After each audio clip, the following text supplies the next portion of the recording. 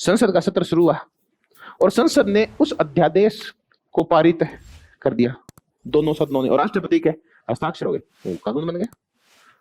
एक तो ये तरीका स्थायी। अब वो है कि ये हट कैसे सकता है? हट ये सकता है कि 6 सप्ताह बाद संसद के सदन चालू है और उन्होंने कहा हम तो इसको पारित नहीं करेंगे, तो संसद ने पारित करने से मना कर दिया 6 सप्ताह बाद, तो अध्यादेश क्या हो गया? अपने आप समाप्त हो गया।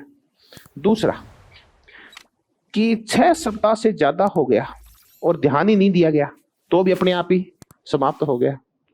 तीसरा, कार्यपालिका ने इसको रखा ही नहीं, दोबारा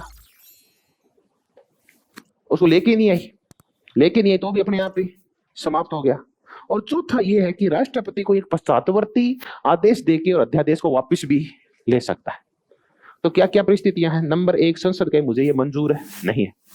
दूसरा, संसद 6 सप्ताह बाद, इस पर ध्यान ही दिया, संसद ने 6 सप्ताह निकल गए, तो अपने आप ही क्या हो गया?